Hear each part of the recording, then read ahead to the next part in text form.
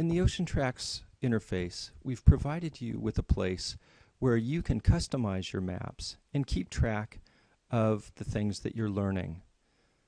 These can be found in My Maps. The first thing that you need to do is to log in using the username and password that you've been given. And once you go in there, you'll see each of the different learning modules that are available to you to work with. Let's view the first one.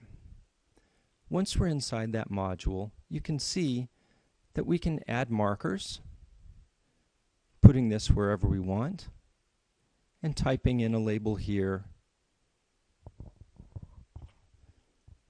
and saving it to our map. If we want to highlight an entire region, we can add a polygon. And by dragging the corners of that polygon, we can use it to surround a particular part of the map that we're interested in highlighting for later.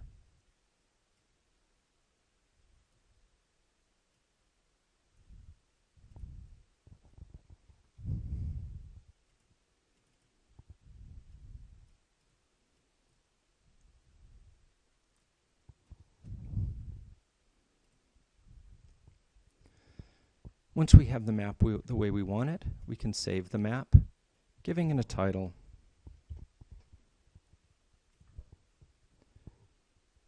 And saving it here.